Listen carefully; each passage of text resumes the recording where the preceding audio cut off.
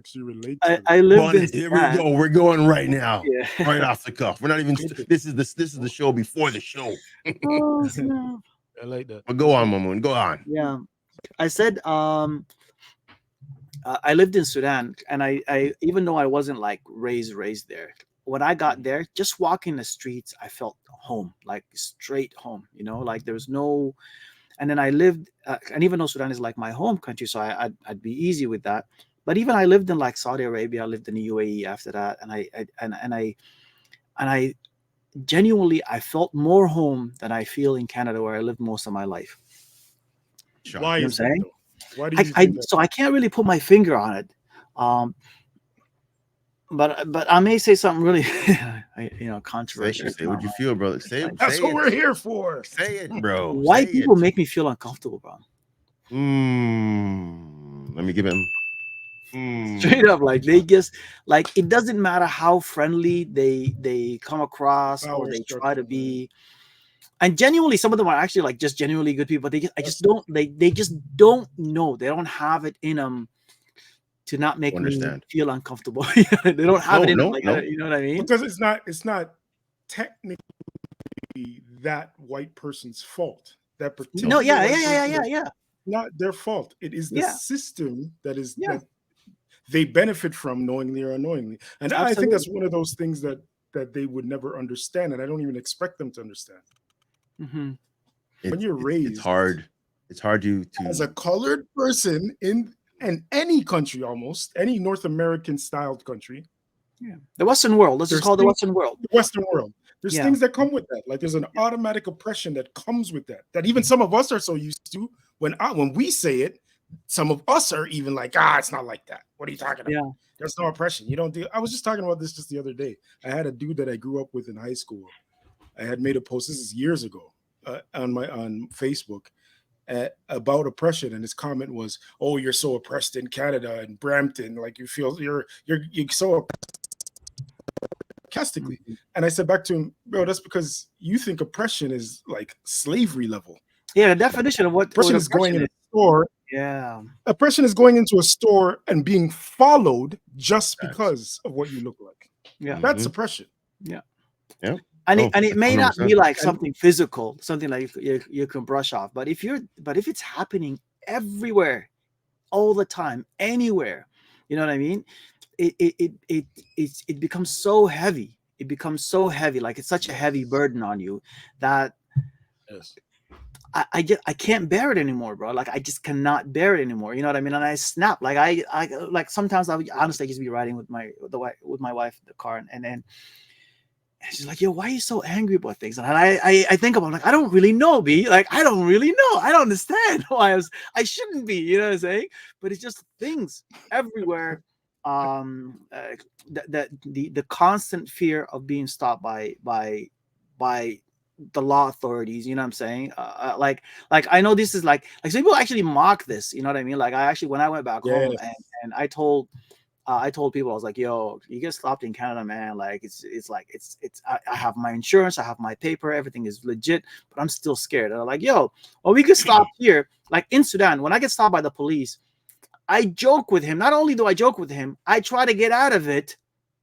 You know what I'm saying? By holding his hand so he doesn't write the, you know what I'm saying, like the ticket. And you can't do that. The minute you touch him, yo. That's what I'm saying. What? Yeah. Is that what you can't even joke right now? with a lot of most of them. You can't even exactly. There's a whole bunch of, again, Western civilization is totally different. I can remember a time where I was coming back, 2012, coming back from Nigeria after my 5 weeks there, and we had security check my bags, and most times when you're in North America, they check and they're like, what'd you bring? Blah blah blah. You know, they go deep. Meanwhile, the guy who's checking my bag, he's having fun with me. He's like, hey, Steve, what's going on? Hey, you're going back to Canada. Hey, how about you give me this, give me that, and they're having fun with it. And that's the thing. Like there was no fear, right? It's literally light. Yeah. It's literally light. You're easy. You're just going about doing your business, and then all of a sudden, that's the funny thing about it, right? Mm-hmm. I was actually speaking to this in a previous travel, And the guy's like, imagine this is how white people feel when they're actually traveling through Pearson. I'm like, damn, bro, like that. Literally, that's how they're feeling while I'm actually going through Pearson. I am terrified. Did I forget something in my bag? Yeah. I didn't really check this bag hardcore. My wife put something in there. I don't know what she's doing. I'm checking my coat pockets, and I don't even smoke weed. I'm like worried. You never know. I was just gonna say, because I am a smoker, and the last time I went to the airport, and they randomly picked me and decided to do the swipe thing, and that's exactly what ran through my brain. Did I forget some weed in my bag? Yeah. No, I don't use the bag for weed. Did I forget? Oh, okay. But what if they find some residue or some little grain of? Am I gonna get? Yeah. You go through some terrifying. Meanwhile, and this is a fundamental difference.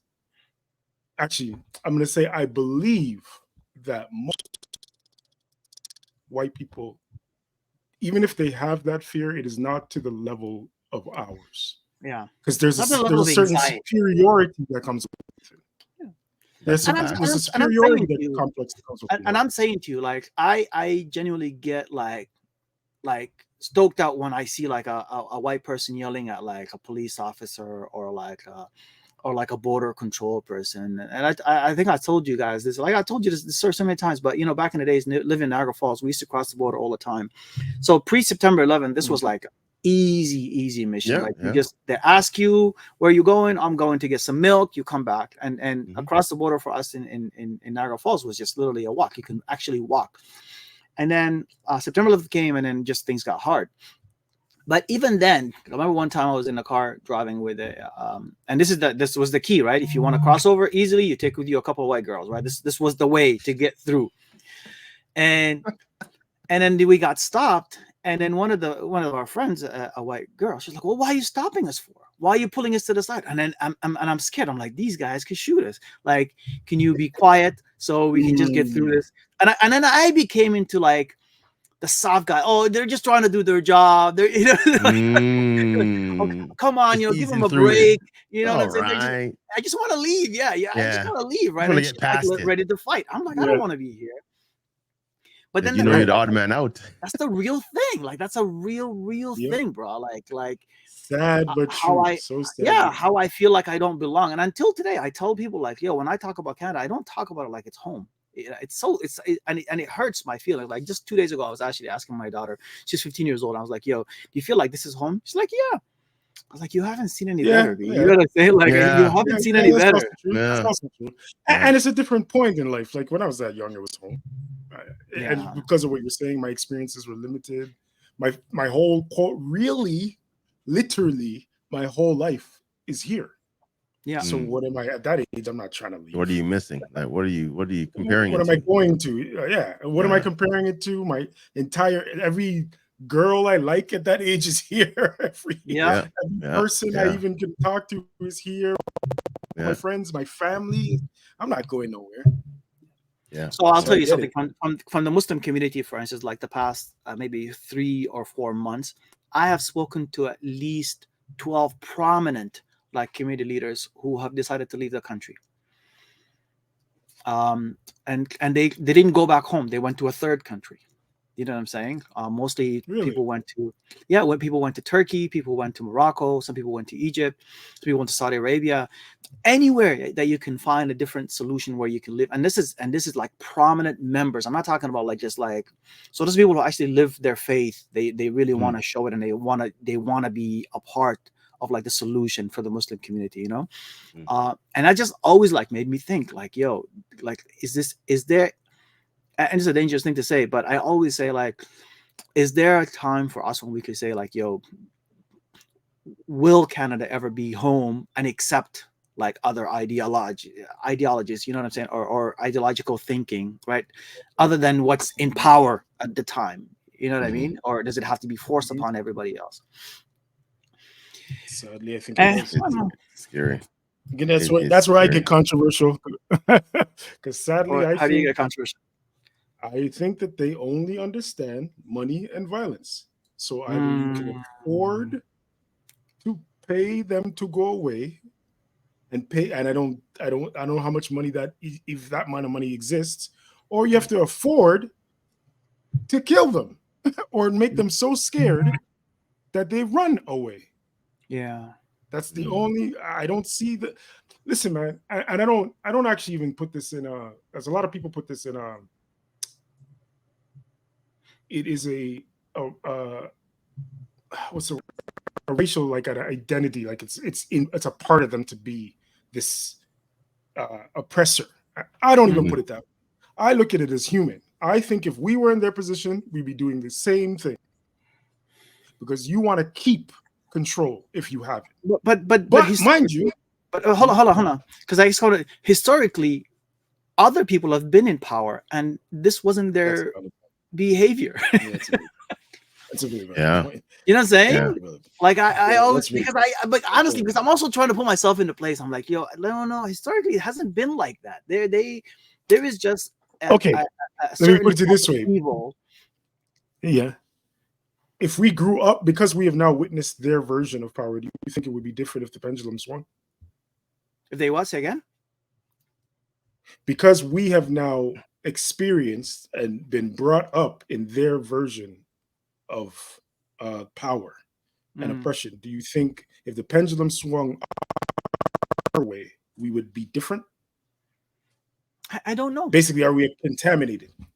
Okay, the reason why I asked that. Absolutely. No, I agree with you. Absolutely. I think we'd be worse off because our experiences would be completely different. You know what I'm saying? We would be afraid of letting go of power, which is literally where it's happening right now, right? They're just fearful of power itself actually leaving. So they're trying to just protect it every way. But at the same time, they're trying to call it civility. You know what I'm saying? Like that's just basically what they're trying to do here. I think if you faced oppression at any point in your life, I'm telling you, my brother, you are going to be oppressive to anybody else who's under you, whether you mean it or not. You know what I'm saying to you? Because you're going to be like, no, there is a reason why I'm here now, and it's for me to protect other people. But the moment you see yourself from as experiencing what I experienced, yeah. But the moment you see yourself as the only truth, who else is wrong? I'm the only truth. Everybody else is wrong. You're looking around. It's like no one's got my back. I got this. Exactly. I'm the only one, and I have the power. I know everything. Yes, I know everything. I know how it's supposed to be. So therefore, and I have centuries almost of proof in my mind that this is the way it's supposed to go. Because look, what I have done. That's what happens. I don't know if I'm quoting this right. Isn't there like a hurt people kind of nonsense? Yes. Hurt people. Exactly. It's fucking yes. That's and it's real because the trauma is it's a real thing. It changes who you are. You know what I mean? Like children are not born in any way thinking of committing evil towards people, but then you see how certain traumatic events in their lives has made them protective over certain things, has made them, I guess, afraid of other things. You know what I'm saying? Like it's a mess, bro. Like humans, and that's the problem. See, this is so weird to me. This is what I always say. Your behavior changes so much of other people's like future and history, even. You know what I'm saying to you? Oh yeah. That the fact that you keep telling me I can do whatever I want makes no sense to me. Like, no, you cannot do whatever you want. You know, like you're directly affecting me. You know what I'm saying? Even from a political stance right now. This is actually funny that we're getting into this because I have I was actually writing a thing. And it's just like really imaginary type of paper that I was writing about the fact why everybody in the world deserves to actually vote for a president in the United States of America. Because literally their president or their government, the behavior of that government changes things in the world, not just in their own country. It changes things all over the world. So then guess what? Everybody in the world needs to have some sort of choice over this nonsense. Otherwise, if you're not cool with that, then you cannot assume that you are going to be the power or the protector of everybody else. It's almost like the domino effect. It's a responsibility that comes, you know what I'm saying? That it's an obligation that comes with some sort of responsibility. Like, you want to be the protector of the world? Well, guess what? The world is going to have to kind of help us out in picking who you are. The world has to help decide who's going to be the protector of the world, right? Because you have these superpowers, superpowers in the world that claim that they have this allow power. you to use them, obviously, if we chose you. Exactly. Now, if again, that's why we as the governing, we as a society can't complain of who runs our country because we vote them in, right? But at the same time, not everybody's voting, and it's not even balanced to the point. The voting doesn't. And to be honest with you, I'm also quite skeptical of this whole idea of voting. But anyways, I'm just saying selection. Let's say selecting them as opposed to voting. Yeah. We'll say selection. Yeah. Slang, you're on mute, bro. You're mute. He's gonna mute himself. There you go.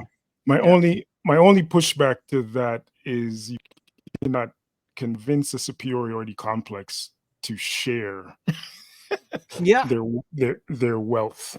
You can't tell them, if they're already so bold as to say we're going to protect the world, they don't care what the world thinks about what they're doing. Yeah. And we all know the protection is a hypocrisy. It's a disguise to control the world, to make the world do what they think is correct. Because protecting is also preserving the cultures that you're interacting with.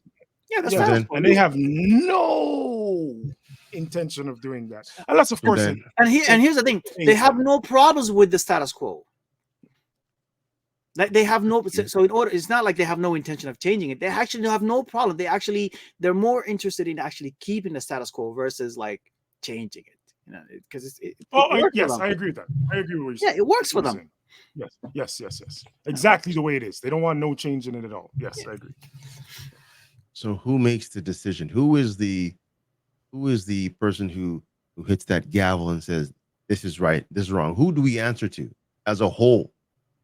Who makes that decision saying that this is right and this is wrong? Because this will segue into what we're talking about right now today. Because there is stuff going on in the world that a lot of people don't understand, even myself included, on who is in the right, who is in the wrong. Is this warranted? Is this overkill? It's just almost, it's even hard to debate, hard to talk about, because it goes back hundreds of years. So then again, Mamoun's our special guest here because he has the knowledge.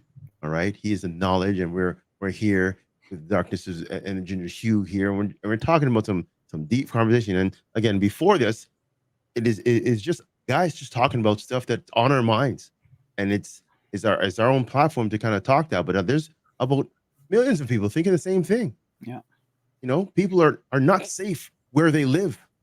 People feel oppressed. I was having a conversation today at work. I'm like, I should get this promotion, and for some reason you're not. And I'm like, why? Meanwhile, there's others who are getting that look. And I'm like, passed the tests, done a great job. I work overtime. I'm getting overlooked. Why? People say, politics and it's the pool of people here. I'm like, man, there's more to it than that, man. There's more to it than that. And like you said, you don't feel safe in your surroundings. And it sucks because you have to show up with that smile on your face and say, yeah, I'm happy to be here. But the minute you don't, you're the problem. You're the problem. You're the one that they want to get rid of because you're not the one falling in line. And that sucks. It sucks. It's so frustrating. So let's dive in. I mean, we are going to be talking about the whole Palestine and Israel situation. And again, it's far deeper than I understood. But again, Mamoun, you can probably break it down for us.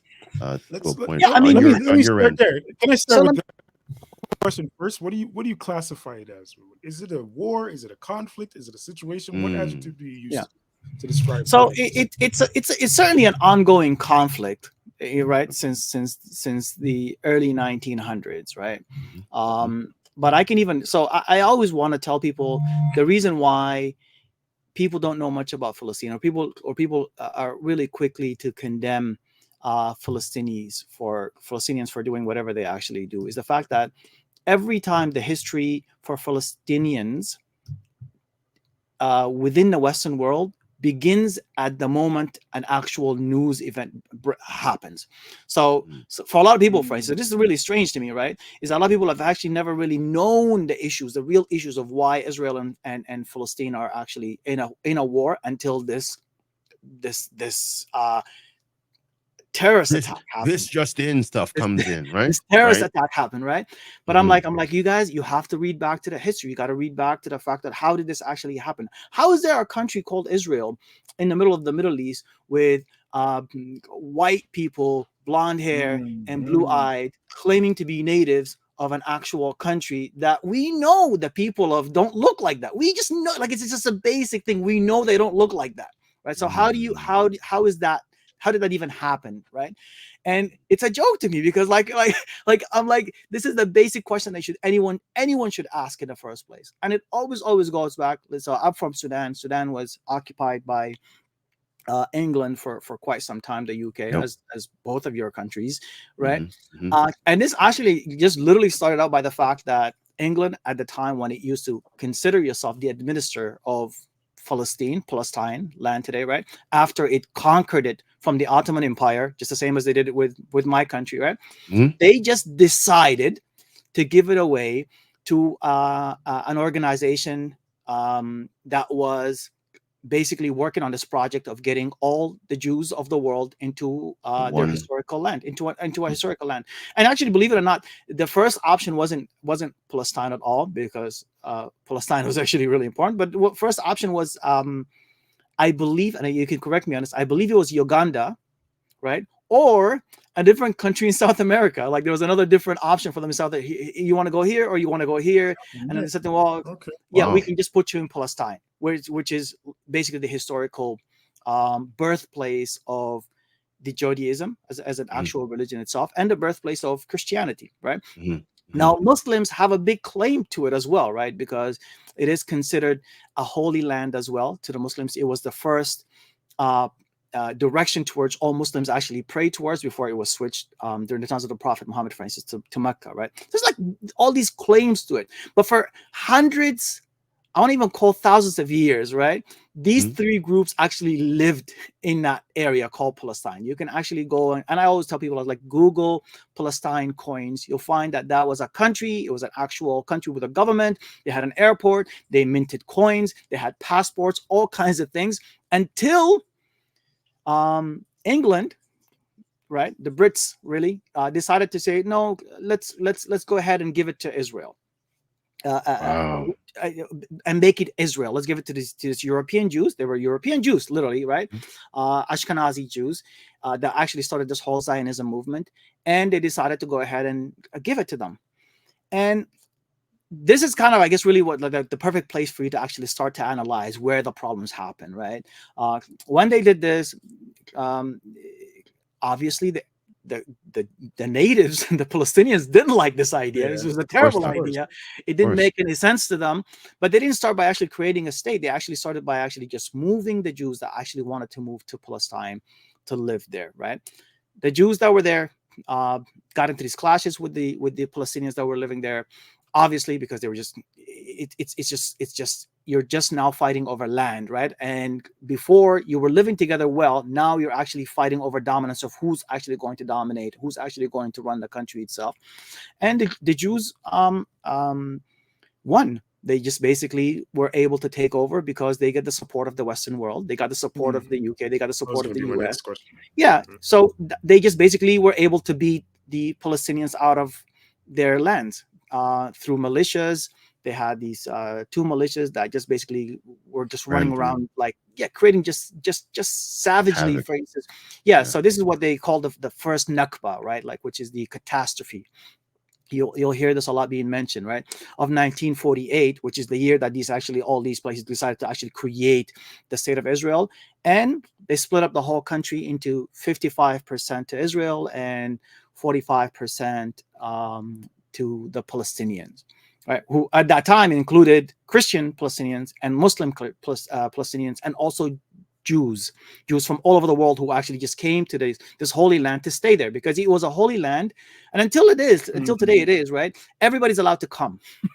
That's the way that it actually is. I actually was there in Jerusalem not too long ago, and I was impressed by, even within Jerusalem itself, there are Christians that are just living side by side. Mm-hmm. And did I camera plug off? Okay, let me switch this here. Good, all's good. Just give me 1 second, okay? Yeah.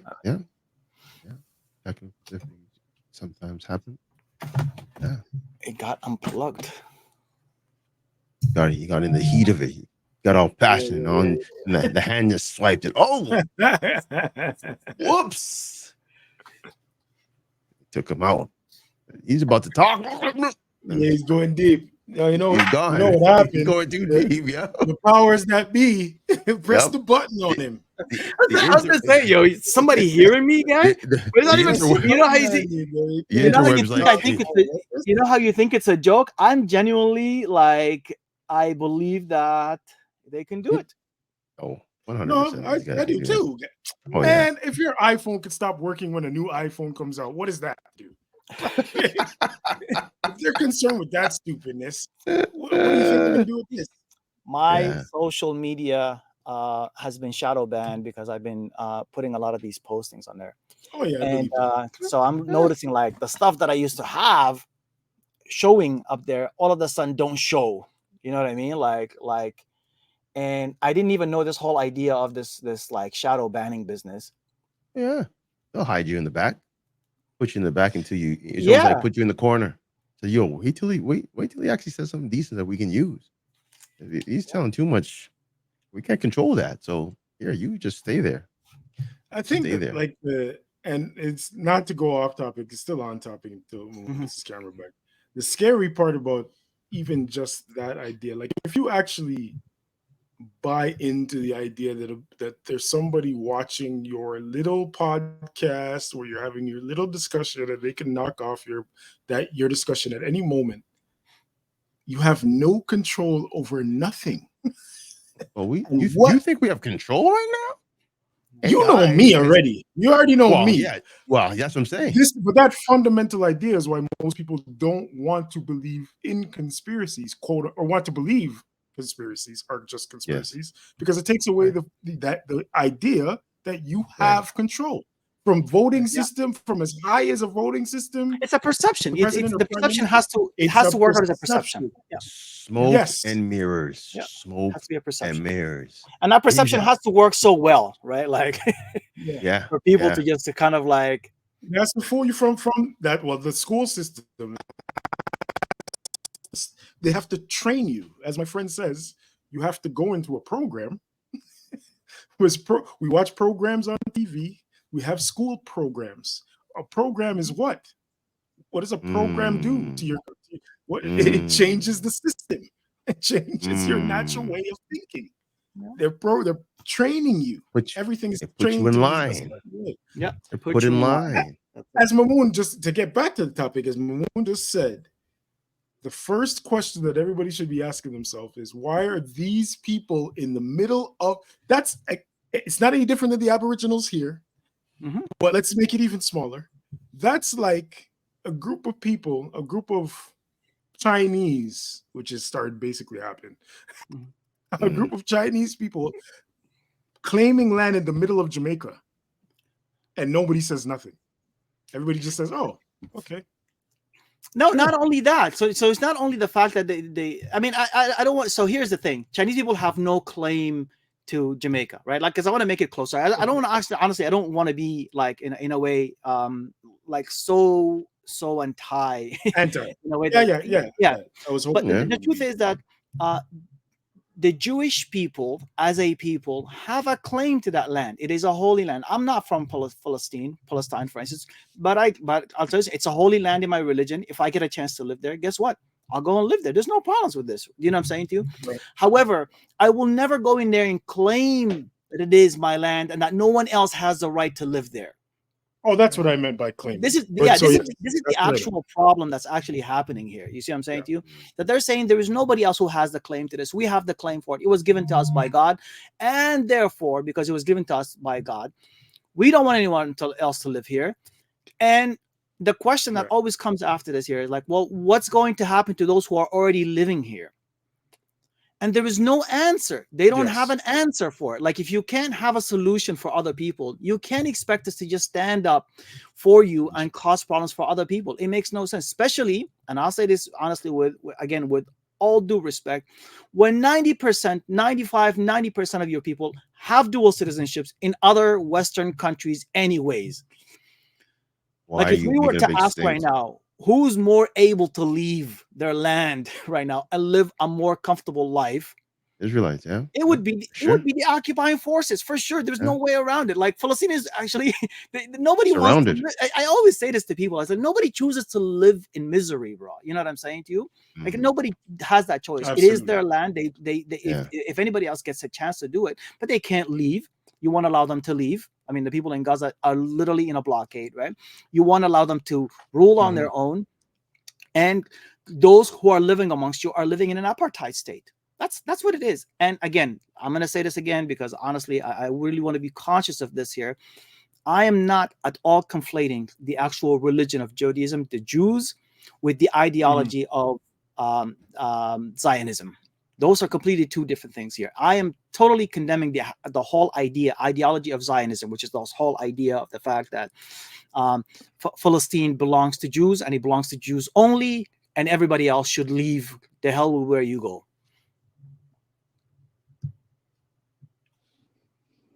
Say the last part again, sorry. I don't think I want to repeat it, bro. They cut him down real quick. It's like, you want to say?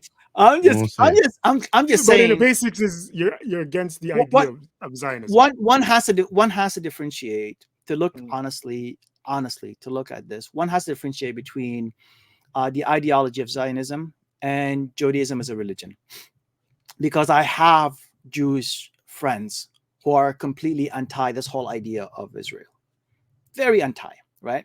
And I have also Palestinian friends who are actually at this point really pro this whole idea of like, let's just get this over with. Let's just get a solution of some sort. The problem is that there's no solution to it, because Israel doesn't want to have a solution. It doesn't want to have a solution. Here's the problem with I'll tell you right now, with Israel. Israel will not be happy with any one of the solutions. I mean, and that's why they won't let anyone know what the solutions are in the first place. I mean, if you think about it. Okay, sorry, but when you say they won't be happy with any solution, what does that include? The solution that they actually want, like what they think? No, I don't think so. Well, they don't have a solution. Not even on the table. Well, it seems to me the solution is to annihilate. Like, let's break it down. Yeah, well, that's not a good solution for them. It doesn't work well for them because it requires too much work. People won't like you. You still need to kind of like, as an actual government. So again, their solution is to continue what is already happening. The status quo. That's basically their solution for the time being, and that can't go on. It just cannot go on. People can't live like that. People won't allow you to do that. Here's my question. Here's my question. Why do you think? What do these other Western world's countries have invested in Israel that makes them back and turn a blind eye to this apartheid? Again, if we go back to South Africa, that was going on before, to a certain extent too, for a long time, because they had interests in the country and the leadership that is there. It's a country that's created by them, and they can't let it fail, right? And it's also honestly based on the same ideology that they themselves have started their countries. I mean, I look at Australia, I look at Canada, I look at the US, for instance, and they're basically Israel just a long time ago. You know what I'm saying? And they succeeded at basically shutting down the indigenous community.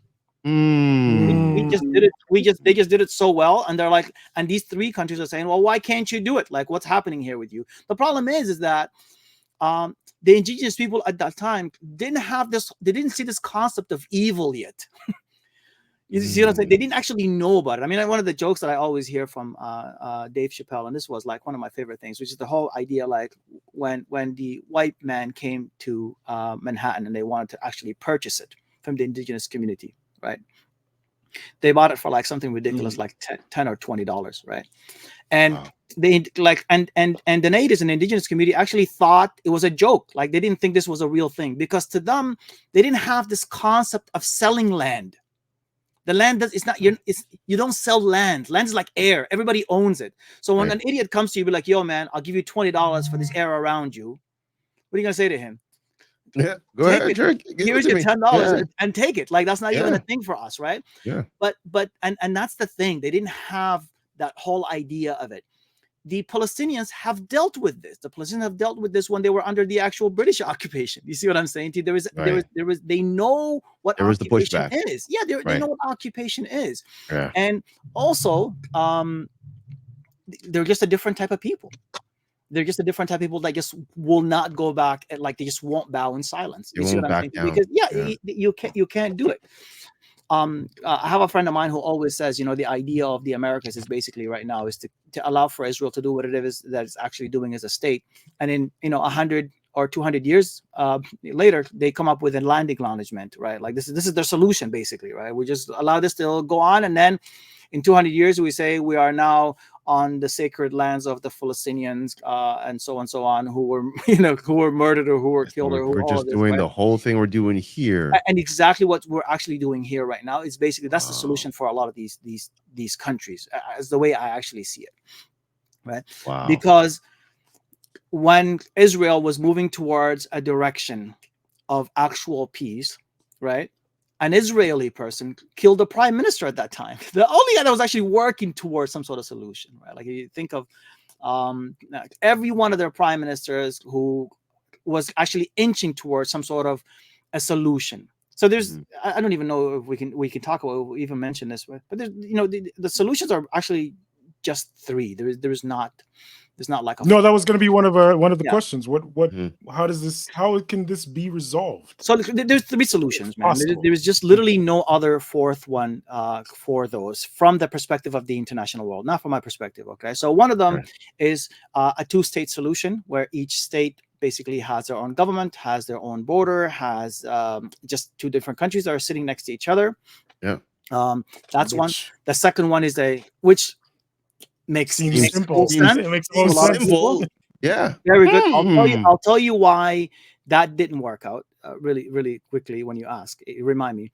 The second solution is for you to create a one-state solution, which is basically create Israel. You give everybody the citizenship and everybody else that has the same rights as everybody else. And that's also not a very good solution for Israel, right? And the third one is basically the status quo right now, which is you create a one-state solution with two different types of people. Apartheid, basically. That's what's going on right now. Which is what's happening right now, basically, right? So the Israelis are living well. They're doing everything that there's actually police. When I was in Tel Aviv, there was actually police. There was an army. You know what I'm saying? All things were nice and easy, right? When I went to Jerusalem, right outside of Tel Aviv, into the actual Palestinian lands, for instance, now there's army. An army's actually walking around with American weaponry, right? Yeah. AK-47. They're the ones who are actually policing the people. If you're a Palestinian who has a job and you want to go from a place to place, checkpoints are basically everywhere. They can just put them arbitrarily anywhere they want at any given time. There's a guy, and I laughed so hard when I saw this because I thought it was so funny. He just woke up one morning and there was an actual checkpoint in front of his house, and he had to show them his papers every single day, not because they don't know him, just to mess with him. It was just literally just a whole idea, just to oppress. And stayed there for 6 months. He says, every time my kids are going to school, they have to show their papers. Every time I'm leaving, I have to show my papers. Every time I come back, I have to show my person that I actually live here. And the one time, and this is a joke that he says about it, he says the one time that he actually forgot his paperwork, like he had to go in a hurry and came back and he couldn't actually get in, even though they know him. They know him. He had to spend the night there until the next morning. His kids are coming out of their house, and he's telling them, it's literally outside. Can you go get my paperwork? You see what I'm saying? And then they come back so they can actually. So there's just this whole idea of just messing with people and just and like it's just occupation. I can't describe it in any other way except for the fact that it's just occupation. I was also in Jerusalem, and I tell this story all like I've seen people there who live across the street from the actual mosque. The Aqsa Mosque, which is the third holy spot for Muslims, for instance.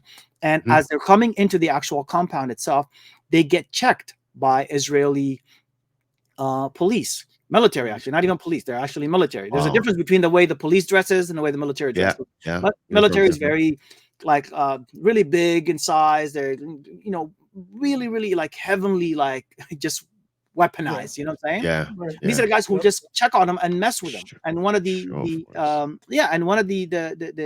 instances I saw there, which is a guy who just started yelling at the guys, like, you see me here every day.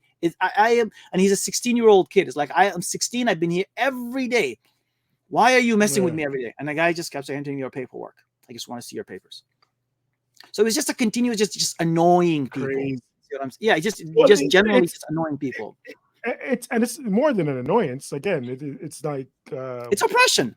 It's oppression at the end of the day, and it's a bigger form of, but it's the same, along the same lines as when they were doing carding here that they had to ban, because if you grow up under those circumstances, like, you imagine being the man who cannot go into his house without showing paperwork or come out of his house. How are you home? How are you ever home? But you can't even leave, and that's a problem that always happens, right? Is the fact that the other countries surrounding Palestine right now at this point here, they can't allow for just Palestinians to just come across the border. It's not sustainable. It doesn't make sense for anyone to do it. Another thing is, and this is the question that I often want to hear sometimes. One second before you can continue. Why isn't it sustainable? Why doesn't it make sense for them to allow Palestinians to come across the border? So I'm going to tell you something about what we call the Nakba, right? Which is like basically the first time the Palestinians themselves were actually kicked out. Okay. They left their homes based on the fact that they were going to return when the conflict was over. Ended. Okay. Some of them took their keys with them. And nobody takes their keys unless you're planning on coming back. You know what I'm saying? Right. And until today, this 1948, their grandchildren are holding on to these keys in hopes of returning. There is just no way of returning. So to them, it's not a refugee. You're making me leave my country. Nobody leaves without any hopes of returning. Like, if it comes to your land, it's your land. You will never leave unless you know you're coming back. You see what I'm saying to you? You just can't leave your home. Like, that's what I always say to people. Like, you can't leave your home and just not return and not know when you're going to return. So that's why, and this is a real trauma point for the Palestinians. I mean, I'll tell you something right now. If we're speaking about Gaza, the Gaza Strip, for instance, there was about 500,000 Palestinians who are not actually from Gaza, who are living in Gaza within camps from the War of 48, from the War of 67. Still, they're waiting to go home in land that has been taken over by Israel and build settlement in the same settlement that right now are actually being attacked by these guys. See what I'm saying? They used to be, these used to be communities for, that's what I'm saying. So it makes no sense. Like, you just go back through the history, and this is like as basic as like just Googling the history.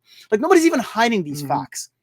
You see what I'm saying? Like, the thing is not like nobody's changing the fact. Yeah, like nobody, they can. I'm telling you something. I think they definitely can. The British people could have. And they just don't care. They don't think it's actually significant enough for them to change it. I said they can't hide it, but hold on. I said they can't hide it because it's still going on. Whereas a lot of people, for instance, I mean, I hate to say it, but the Holocaust, you know what? That's something that they can hide things on because it's not going on anymore. Yeah. Here, it's a continuous thing, hundreds of years, and there's people still talking about it. There's still people, like you said, there's people still out of their house, out of their land. Absolutely. So of course you're going to keep on talking and talking about it. It's going to be story after story, and it's going to keep on going. That's their history book, right? Yeah. That's their stats. Even though they haven't been able to change the actual history, they have also been very good at like managing the narrative. I mean, if you've been listening to CBC, CNN, BBC, I mean, all these like TV outlets with different CBS. ideologies, yet the same narrative when it comes to Israel and Palestine. This is the thing. It always goes here. It always goes here. Boom. It's always everything points. And it makes and that's what I'm saying to you. It sometimes makes no sense to anybody, right? Because what are you talking about? Why is this even a story? You see what I'm saying? Like sometimes you always like you hear a story, you're like, why is this a story? Like, why is the story not the occupation of the land since 1948? And yet the story is the fact that the occupied made some reflexes when he's being held down, right? And hurt some people on his way. Like, why is that the story? I always say to people, like, that makes no sense. Because when you control, if you're the writer of the story, you get to tell it how you want, right? Exactly. You do movies, you get to do it, and they're really good at it. Like, like design the best of the best. Really, really good at it. It's really the good. media. Yeah. It's very good at it. And this is where I get controversial, but I've said this before on our pod. This guy's gonna get banned from the world, bro. Yeah, probably. The heads of almost all entertainment companies on this earth share a religion. Yeah. Let me I'll say it as smoky as that. I don't even tell you everything. Just check it out. Check out the names of almost every major entertainment entity on this planet. And people honestly think we say that in a negative way. I actually think I applaud the idea that this is something that you could ever do. You know what I'm saying to you? Like, I'm not actually saying like you're a bad person that you do this. I'm just saying it's a fact. It's just what it is. What it is? It's not any different. Again, as simply as the gun. The gun could be a weapon or it could be a tool. Yes. A hammer could be a weapon. You said that before. You said that before. The problem is it's not the weapon or the tool. It is what you choose to use it for. Yes, I would. Just like the pen. Love for black people just to like be the the heads pen of every entertainment company out here. But if they were doing the same shit that these guys are doing, I don't love it no more. I don't love that. Yeah. And there's a lot of honestly, there's a lot of Jews who are actually standing on the Palestinian side of things. Like I never ever want people to actually miss out on the fact that there is some major academics Jewish academics who are on the side of Palestine because they know that this is not a good solution. This can't go on. It just cannot go on. Like, it doesn't matter who you are, you have to be able to come up with a solution at some point. Israelis want to feel safety. Like, who doesn't want to just be safe in their home country? You know what I'm saying? You cannot feel safety. There's no way that you can feel safety as long as you're on somebody else's land who's coming after you. You have to make right with it. I don't know how, but that should be the actual push for the actual Israeli people towards the government, and the fact that make this right so we can live in peace, or we don't want you. It can't be like control these people so we can live in some sort of haphazard peace that we have. The status quo of the fact that we have an Iron Dome that we spend billions of dollars on, that's not even our money, and all the time something happens, I'm running around. Like, why is it that Israel is one of the few countries in the world that everybody has to go through some sort of military training by the time they reach 18 years old? You're afraid of something. Like, why? Why would you choose to live that way? There's no reason. But then again, I think that comes to the programming, and like the clip I had sent Tokes where John Stewart was talking about, a lot of people benefit from this situation. 100%. Like everybody not everybody involved, but all the higher ups involved benefit. The Israeli government benefits by having a constant fear on their border. And so do some of the Palestinian government, because they get to tell their people, it's not us, it's them. And just like the government says, it's not us, it's them. They get to point the fingers all over the place. So it's the programming, like, just like we're talking about watching the news, your average citizen believes what they see on TV. Yeah. I don't think that's any different over there. I don't think it's not any different than you. They're going to broadcast a certain way. Somebody, and you and your neighbor don't get along. And you keep telling your son, that neighbor over there is an asshole. He's an asshole. Yeah.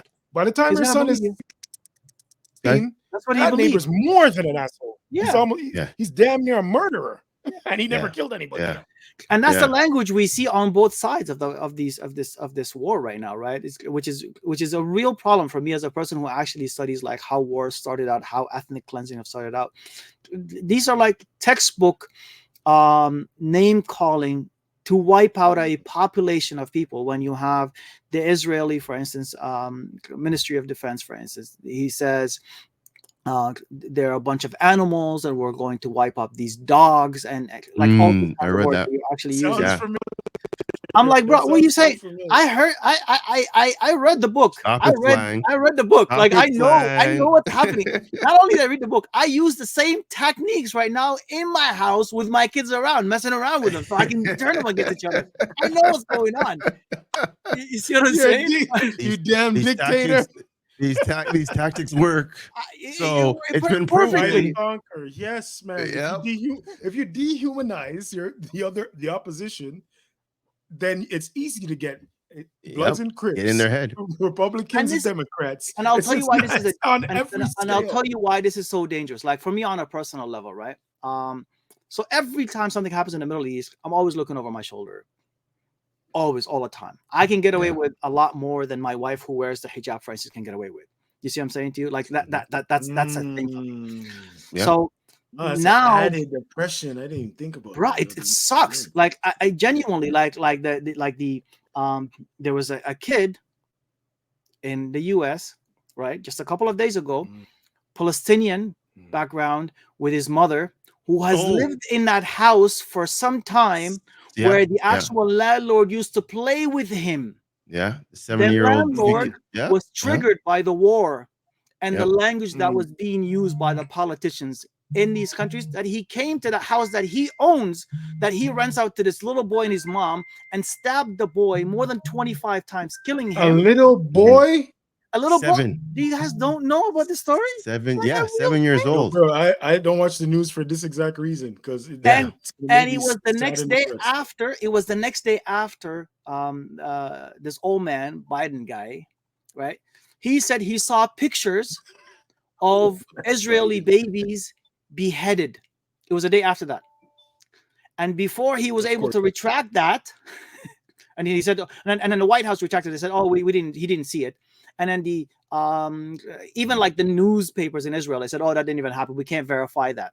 But this guy heard it already, right? And then he went and he killed this little boy. And like when I tell you the consequences for some of these things are really real for people like us, you know what I'm saying? Like they're really real for people like us. I'm not joking around at all. Like it scares me. I worry about my wife when she goes out. The first day, I'm like, she was going shopping. I'm like, yo, I'm coming with you.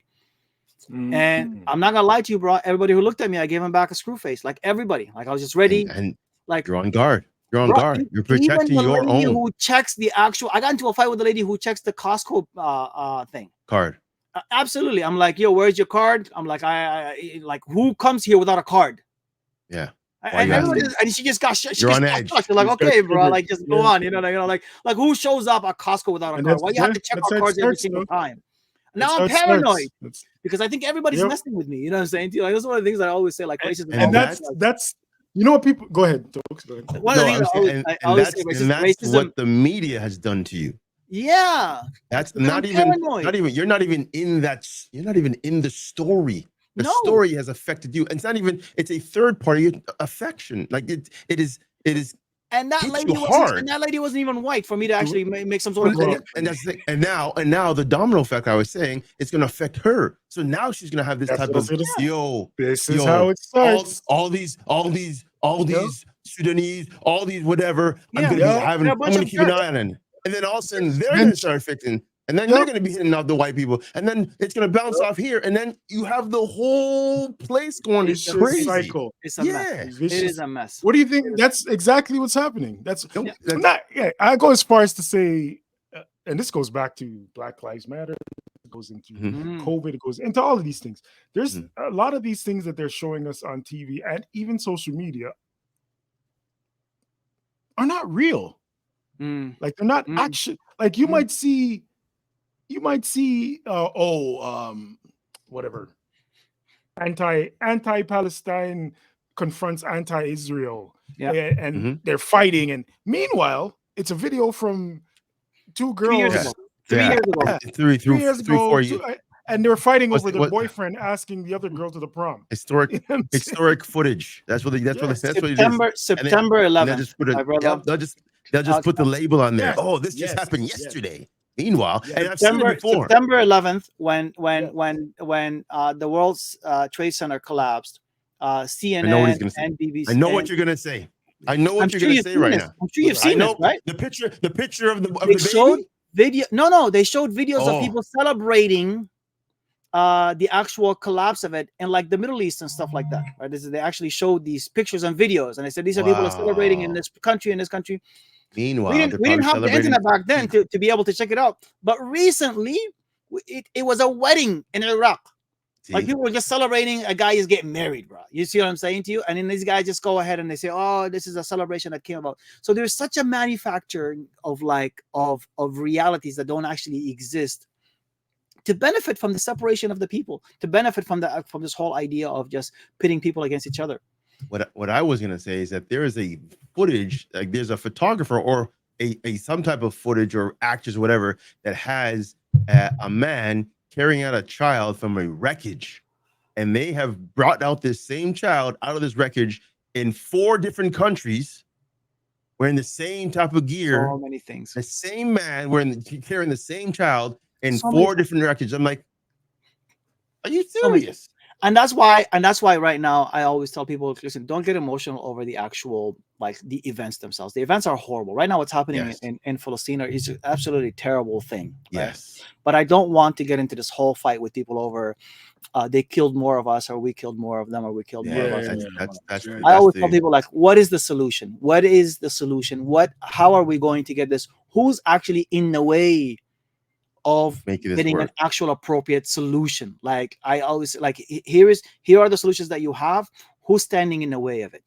Well, here's the question I have, and it might be off just because of where it is or what it is, but we had South Africa go through apartheid, right? They technically they have a solution. As much as we think it's all gone, it might not be all gone, right? But to the public eye, we had a leader that helped break the chains and made it what it is right now. Could we have that same solution here right now with someone? Does somebody have to stand out and say, this is what we need to do, and someone's going to follow them? Or is there just false hope? Is there no solution? I mean, so there are these charismatic people who've actually tried to solve this in ways that are pleasing, I guess, really to the majority of people. But Israel ended up killing them like every time, right? Like Yasser Arafat is the one that I say, and they kill him in a way where they can't even claim they killed him, right? Like this guy got poison and sick all of a sudden. Like I remember that. That's such an Israeli thing to do. Like it doesn't matter where. I always say, and I don't actually even envy them, but it's like it's such a what do you call I'm their, such an asshole group? I'm just the Mossad, right? Like it's such a Mossad thing to do. You know what I'm saying? It's to kill somebody on the download, right? Or to fly into a different country and assassinate somebody. That's something that only Israel can get away with. Even Saudi Arabia couldn't get away with it, even though they give America money. But the Israelis can get away with it because they're very good at it. They can hide these kinds of things, and when you can't prove it, you can't really say anything to people. Right now, for instance, just yesterday they bombed the hospital, and after they tweeted, one of their military leadership tweeted the fact that we targeted this hospital because we found out that there is some sort of something happening inside of it. Hamas were hiding and whatever. Some underground tunnels were being dug. Yeah. Immediately when the world saw the footage, 500 people in one hit. That's ridiculous, right? Even though that's actually a lot for people in Palestine, right? There's not a lot, right? But for the world, it was too much to bear. The guy removed his tweet after obviously people already screenshot it. You know what I'm saying? And Israel said, no, that wasn't us. That was actually Hamas that shot a warhead, right? And it fell short of its destination. Meanwhile, Hamas is saying we can never kill 500 people with one of our bombs. We don't have that ability. They don't have that. They don't have that technology. They don't have that ability. Yeah, exactly. And that's a joke about it. You know, by the way, like I like bro, this is so complicated that you can't, like, when you actually hear it, you'll think I'm crazy. You see what I'm saying? Like, that's sometimes I explain to people like, this is a movie. This should be a movie. First of all, Israel controls any way into Hamas, into the Gaza Strip, right? The other way in is through Egypt, which is absolutely locked down as well. Okay, of course. But yet money, bombs, weapons, and everything else is actually going into the territory. How? Yep. No, I saw a few stories, a few people saying that Hamas is built by the Israeli government. Tunnels. No, Hamas is propped by the Israeli government. There's no doubt about this. They're actually propped, but they could have actually choked them off, and they benefit from the fact that Hamas is there, because so if you actually look at the geography of how Palestine is, right? Yeah, let me show you something. There is something called the PLO, which is the Palestinian Liberation Organization. That was the one that was led by Yasser Arafat, and they're the ones who actually came up with this whole idea of called Fatah right now, which is the one that should be the actual government of what they call the Palestinian Authority that should be controlling the West Bank. The West Bank is a part of Palestine, but it's occupied. Israelis walking around there with basically weapons, right? But it's actually administered by Palestinians who are a part of this PLO government, this Fatah organization. Fatah is a secular organization that is willing to talk to Israel in any way to just allow us to live. Okay. Hamas, on the other hand, is an actual Islamic organization. It's a break off of the Muslim Brotherhood, right? And they won in an elections fair and square in Gaza in 2006. US and Israel didn't like the fact that these guys won, so they immediately labeled them as a terrorist organization, because that's how you discredit the government that's been elected. Right. Like, they've been elected. There was an actual election. Like, there was actually people who were monitoring the elections and all kinds of, because they were moving towards that direction. Sorry, were they elected to leadership of the country or of an area? Of Gaza, of only Gaza, because they're two different. Yeah, they're two different places. You see what I'm saying to you? So as the actual region itself.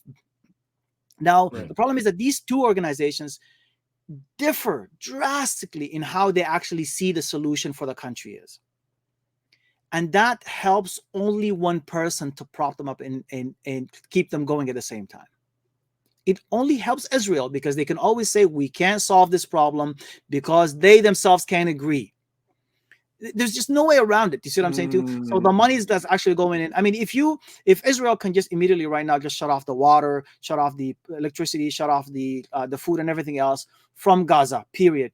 You couldn't have shut off the bombs and the explosions and all these kinds of things. The problem is that this needs to happen, like this scare back and forth. Yeah, we're gonna let them like shoot at us every once in a while, scare our people a little bit, so we can stay in power. And this, by the way, like this is like the Israeli government that's in control right now. It's a government that has been in trouble for quite some time. Like, the prime minister is being indicted for like corruptions. You know what I'm saying? There's so many things happening politically that I can just no way assume that he doesn't benefit from the fact that there are two different factions on the Palestinian side, and that they can actually agree on how to move forward in some sort of solution, unified way.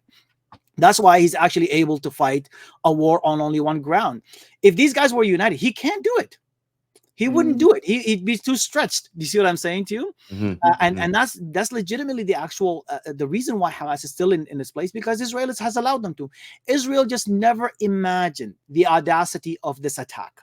They didn't think they can do it. They didn't think they could do it. Yeah. But here you are. But here they are.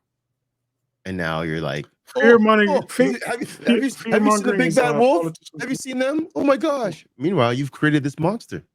They were just like a sleeping giant. Just waiting. You see this over and over and over again. And fear mongering is the greatest tool. Yeah. Fear mongering. And now you have to how do they say, lick your wounds. Yeah. But they're also planning how to spin it. Yes, they're trying to capitalize on this whole thing. And they're trying to get not only the Western world on their side, but the whole world to say, hey, look at what these guys have done. And now, Tokes, for the first time, bro, I see white people standing up in like a Canadian parliament saying this must stop to Israel. This has never happened before. Like you have this, like so why do you why do you guys hold on. This I want to hear this is why, but this is why the whole I guess this is the only positive side of the whole woke movement. The whole I can stand for myself and say something, because you're gonna have people who you never would think is gonna stand up and say, hey, this ain't right. And then you have that row and that row, and then you have a whole state, a whole province, a whole country saying, hey, we're not having it. And if this is going on, we're gonna stop doing this. The Spanish minister. Let me say one thing. The woke movement is not any different than a conspiracy theorist. It is somebody's way of quieting truth. Yes, that's all it is. Because being woke, there's nothing wrong with being woke. They just vilified it to a point where people look at it like, oh, you're a vegetarian, you're too woke for me.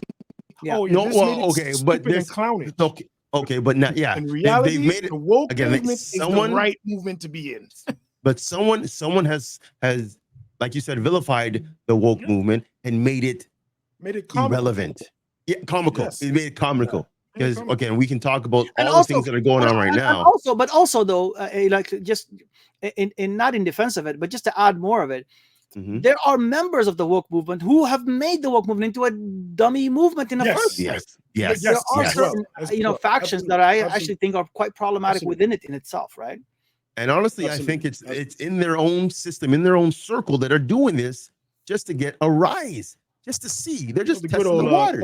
Cointel Pro, right? Exactly. From within. Exactly. You're saying, what if he said this? What if he sent this person to say that? Let's see what the reaction is. So they know where they need to go next. It's just like the first wave of armies. Remember that movie Glory? Remember how they sent the first wave out there? The black wave went there. They went out there and said, hey, you know what? You guys are going out first line. You're going to go deal with those guys first. They were not armed or trained to the point that they can fight these people, but they were out there first just to get the first hits.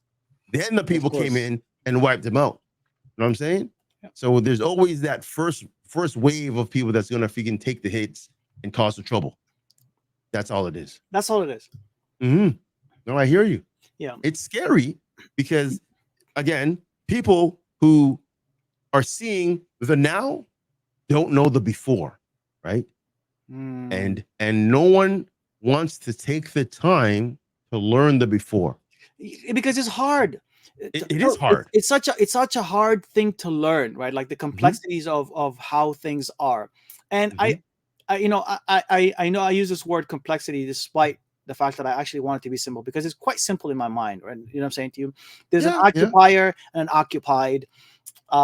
Everything else is literally a byproduct of the occupation itself. You cannot put the blame on anything else unless the main issue itself has been solved.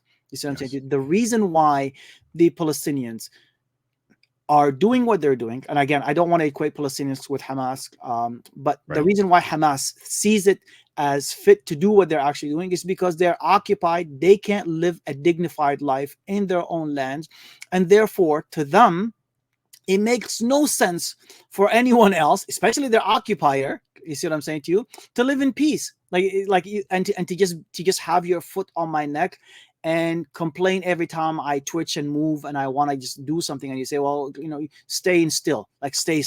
You see what I'm saying? Like your main problem is the fact that, and I always say, like, it's such a perfect way to like exemplify how the police is in the Western world, right? Like resisting arrest is literally a violation of you getting killed. You know what I'm saying to you? While you're actually just trying to learn your rights. And I always tell people, I was like, every single time a person gets shot by the police, it reminds me exactly of what's happening in these countries, right? Israel, as an occupier, sees it fit that it can police and control people who haven't chosen it as their protector.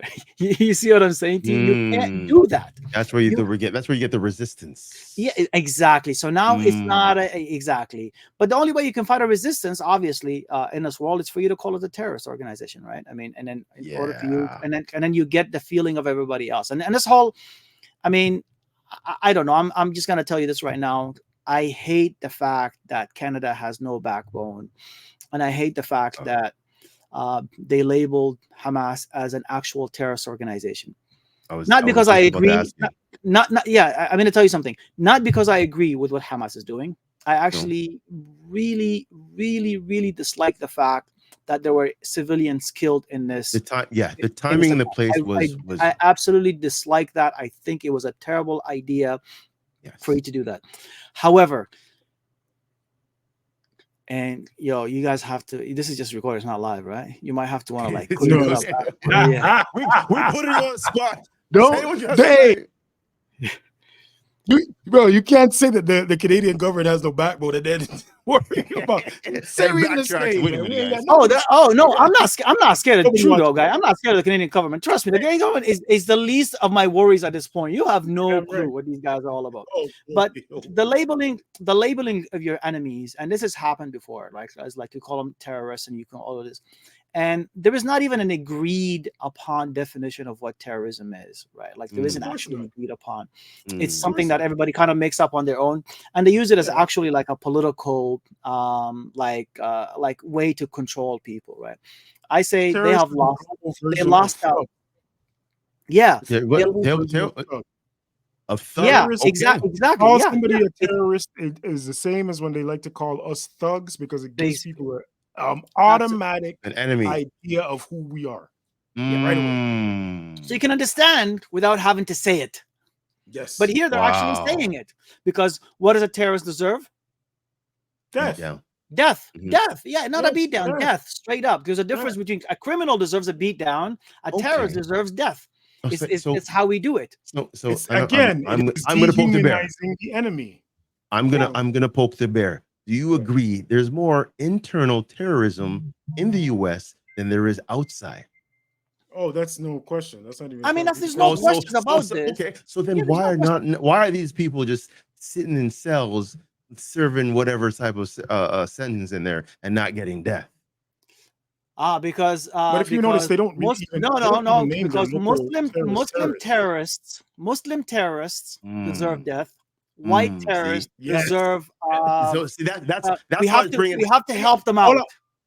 That's what I was bringing up. More than that. Hold on, but more than that, white terrorists are militias. They're not terrorists. They're militias. They're defending their First Amendment.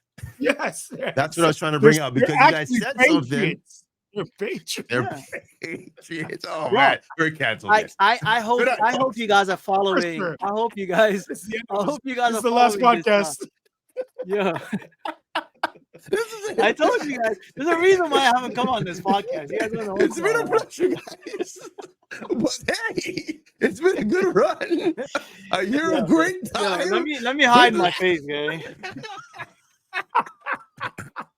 We should have came on like what is it? Vendetta. Let me change my name. Can I change my name? Y'all think I can change my name? Yo, we're clouded it. I thought we were having fun, but still, it's serious. My apologies. Go ahead. On the real though, like I said, I'm not trying to make light of it, but I mean, it when you sit on the outside looking in and you're seeing all this crap, and again, it's not like it hasn't been done before. There have been civil wars in Nigeria. Yeah. But it has been civil wars in other places in the world that we know and love, and they've dealt with it in a certain way. But here we are glorifying and making it a global issue so that whoever is the most disliked will get the worst. Just loses. The worst. Yeah. Just not even just loses, gets annihilated. Because again, they're making it so bad that they're going to be calling for help. That's what they're doing. That's the global thing, right? The cry for when you put it on the media, you're crying for help. Look what these guys are doing. Look what these guys are doing. You got to do something about this. And then here you comes. The superpowers come in. Boom, boom. I mean, boom, and it astonishes me honestly how things are. But like again, despite all of this, I'm going to tell you something like which is just come to me. You know what I'm saying? Like in terms of this, just this conflict itself. Like Gaza gets bombed every couple of years. Every couple of years they get bombed. Jerusalem gets attacked every couple of years. Every Ramadan for the past couple of years. So there's every Ramadan. For the past 4 years, every Ramadan. Yeah. Are you telling me people don't think that that's calculated? No. So there are reasons, right? Which is basically on their calendar. The reasons is the fact that the calendars between the Jewish calendars and the Muslim calendars, they move in time. So certain holidays sometimes just coincide. So like, remember how I told you like that the Muslim Hijri like year moves 11 days every year, right? So they have something similar to it. I don't really know how it works, but for the past 4 years, there's just been a coinciding holiday that happens in Ramadan for them. It's going to end soon, right? Where they actually have to enter into the mosque and do their prayer and stuff like that. And in order for them to do that, they have to be protected. When Palestinians see the army in the actual mosque, they immediately get agitated, they get irritated, they do things to them, right? Because I'm telling you, I'm not from Palestine, bro. When I was in the mosque, when I saw these guys just walking around with their shoes on inside the mosque and just doing a whole bunch of nonsense. Yeah, disrespectful. Like there's a way for you to also, I always say like there is a way for you to be respectfully colonizing versus 100%. Like as funny as it sounds, but you're right. Okay, but has that happened in history? Do you have an example of that? I mean, the way that we live right now, we're very respectfully colonized. We get the whole idea that you're free to live here. You're there is no more racism. I don't know. I think I see. I would disagree that it is respectfully or even remotely polite, and if it is only that way because we have beaten our Aboriginal people into a docile state in which this seems to be respectful compared to exactly. Okay, sorry. So that's my mistake. We're talking about perception. Perceived respect. Okay, I agree. I agree with that. I agree with that. But the Israelis don't care at all about perception, and that's the problem that I always have. And I'm like, you're some of the best people in like spinning things. Why? I used to ask the same question. I'm like, like the U.S. LAPD has been proven and was fully capable of planting crack on every single black person they killed in the 90s. Why couldn't the U.S. I always say, why couldn't the U.S. just plant some weapons of mass destruction in Iraq, just to make the lie go forward?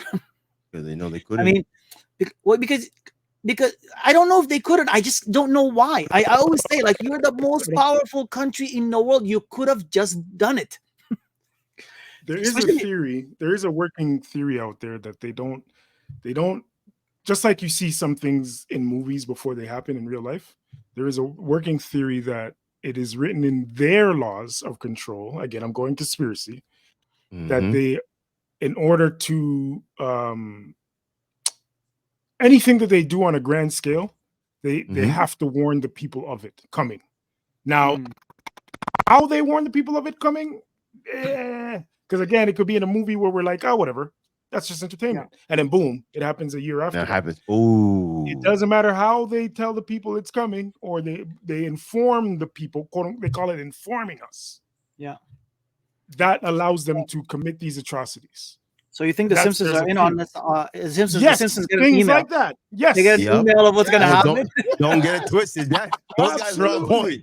All right, those guys. Remember, okay, hold on. Remember, I'm telling you. Remember, email.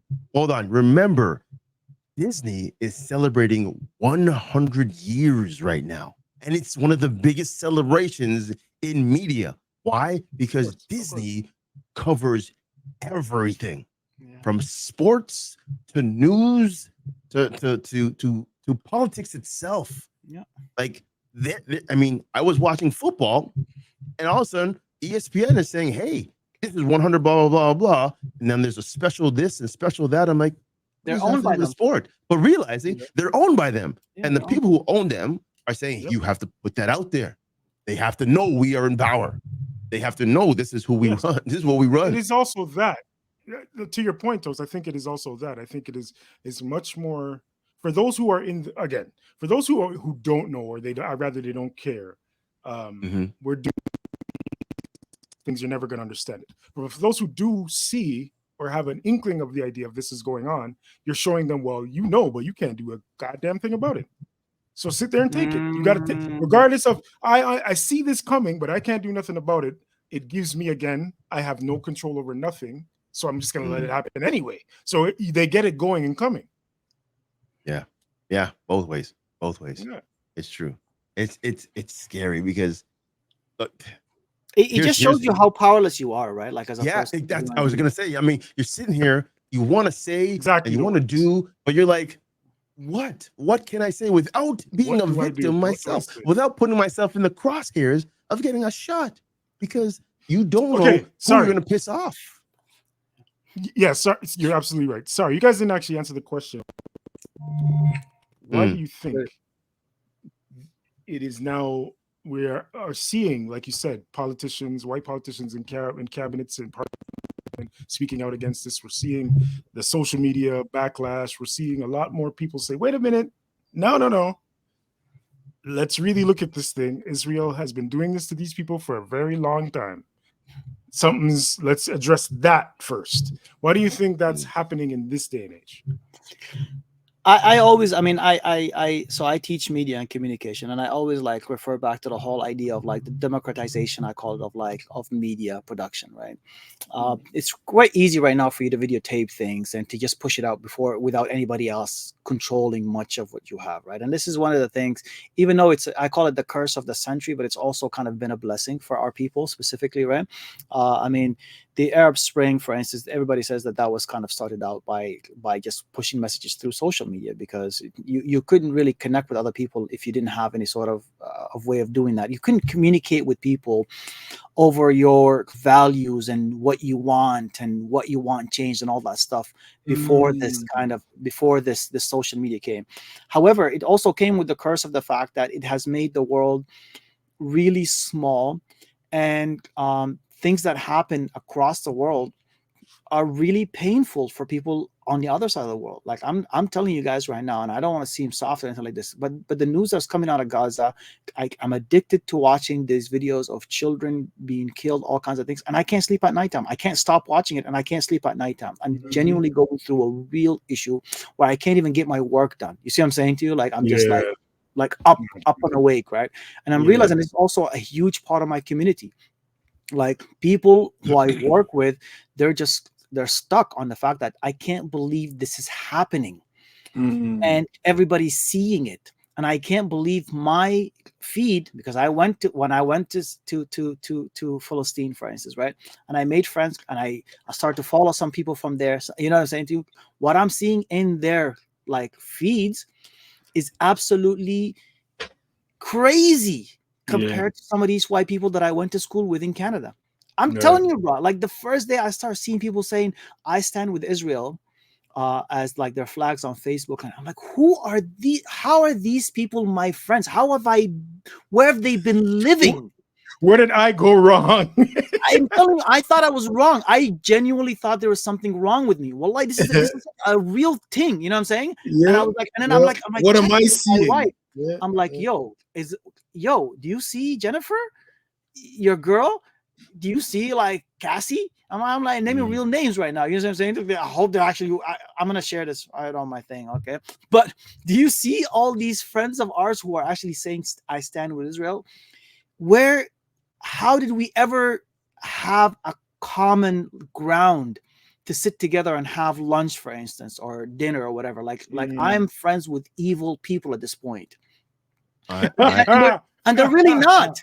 But they're really not. Like I don't actually think of them this way, right? They're just so misinformed. Like their feed is so different than mine that I'm just like excited all of a sudden. You know, like I can't.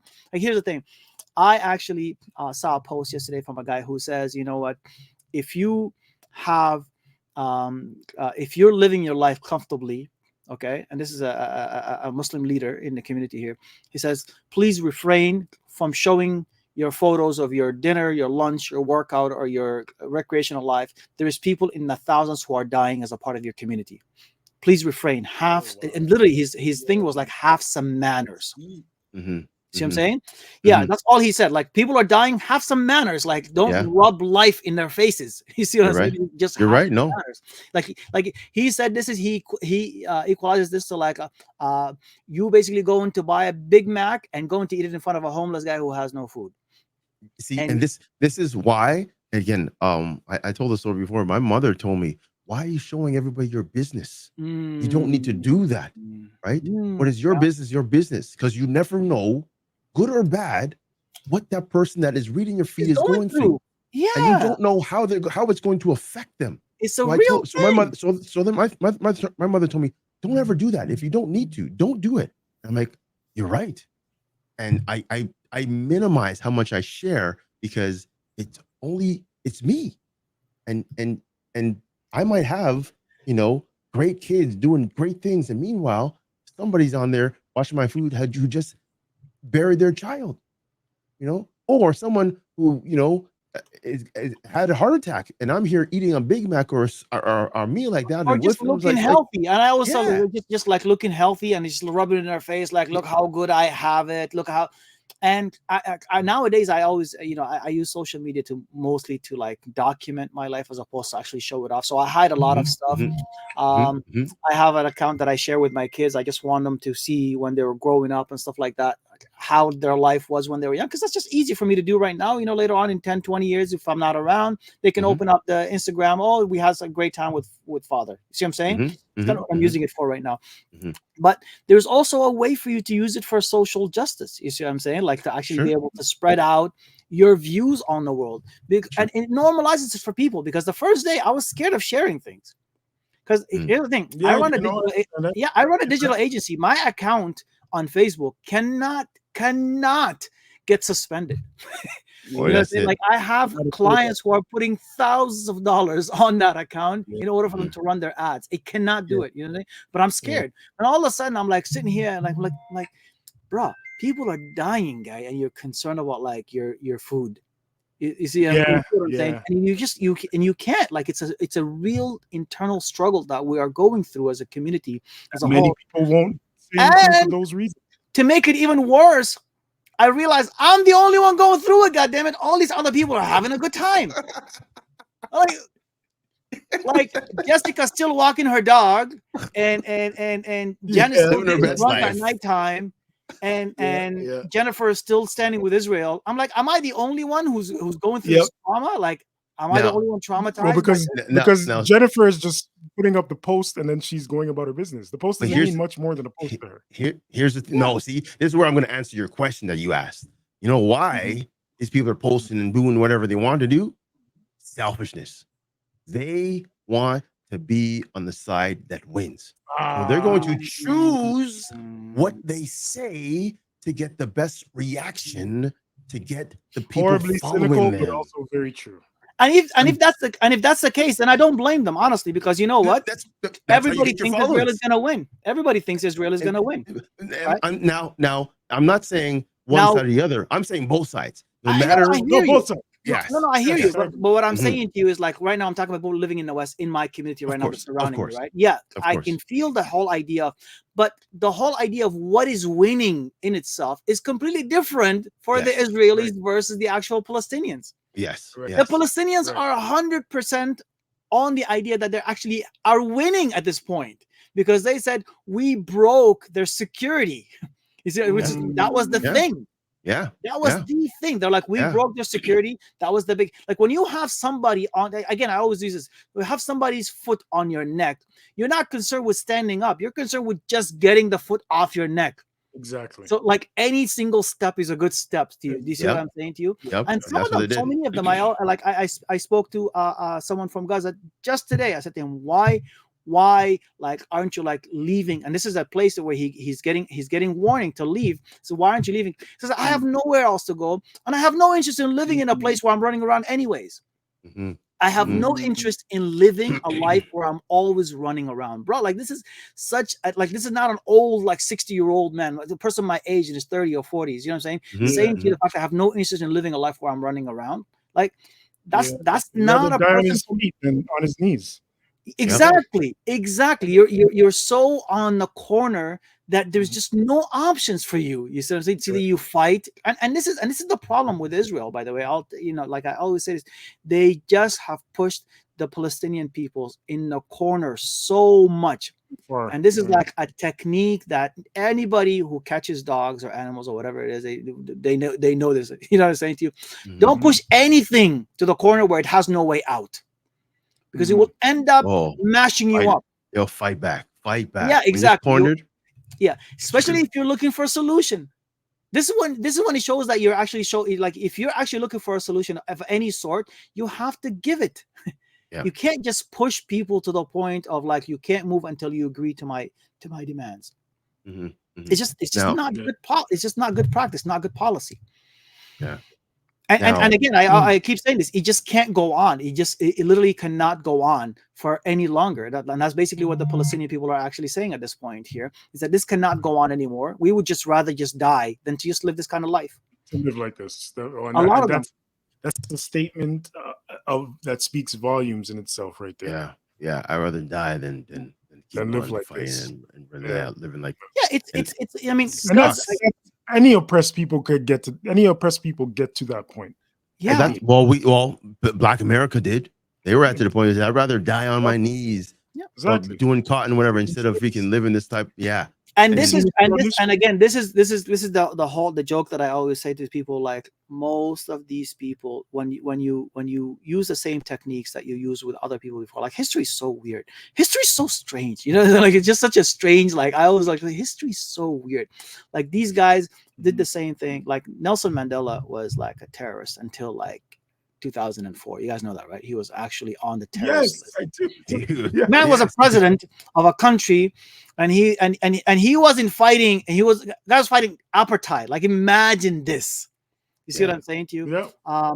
He was against the grain, and then he's running the country. Exactly. Those who write the story control the narrative. That's it. They get to say. If I'm putting you in the book, if I'm writing a book about Mamoun and Tokes, I get to say what the hell I want about who you guys were. Yeah. And it's up to other people to decide whether I'm telling the truth. Yeah. And it's not to say, and this is the thing, and it's not to say that your narrative is wrong. It's yours. It's your perspective. It's how you it's your perspective. Because if you are bombing me, to me, you are a terrorist. And again, I'm not the. I'm keeping this as low level as possible. I'm just an author. I'm not the guy who created the situation that turned you. Make you bomb me. That's the excuse that everyone always says. That's the excuse.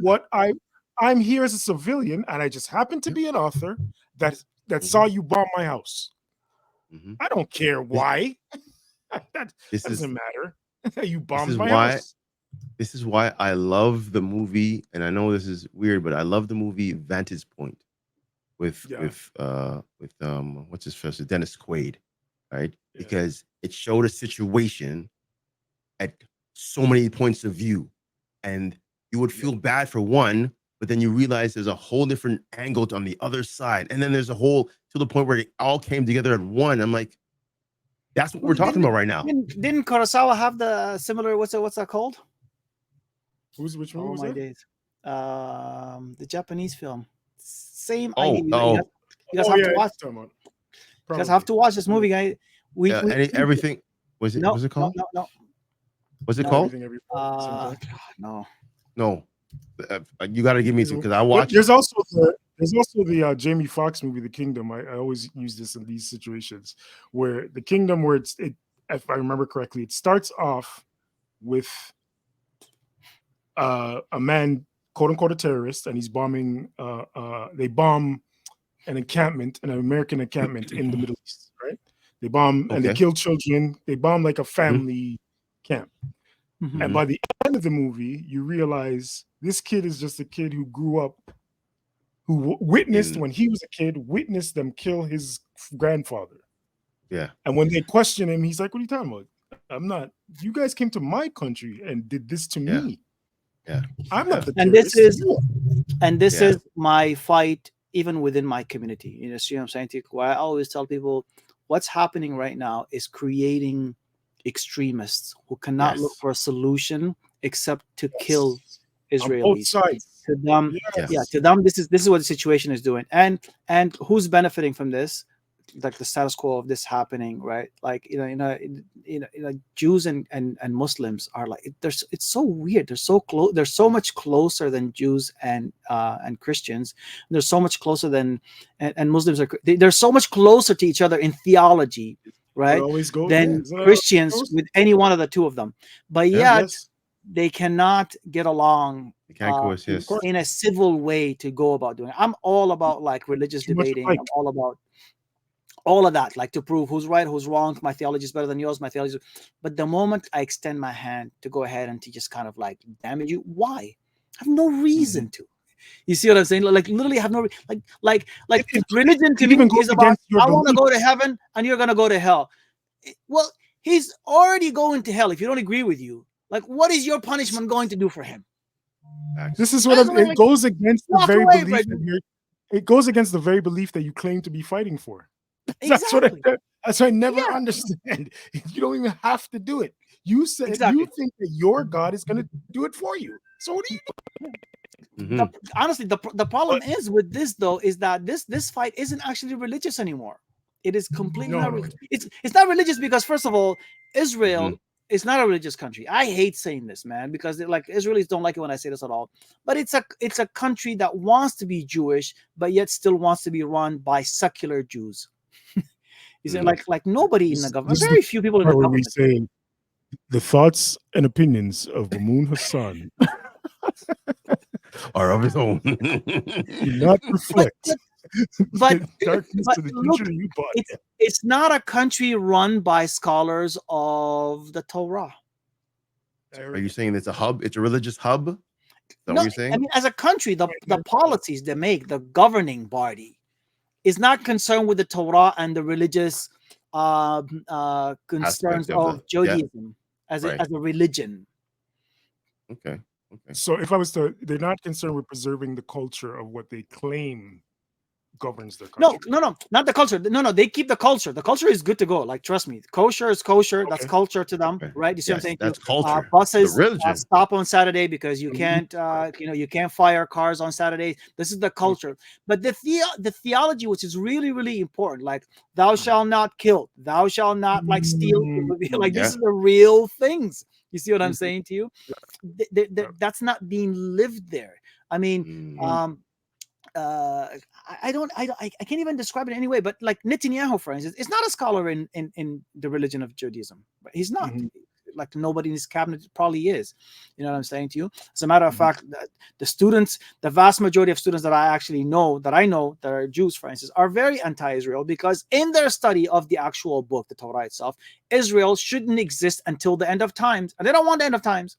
It's like a real thing. It's like a real thing. They're like, no, it shouldn't exist. And this, like, just Google it. Like, why are Orthodox Jews anti-Israel?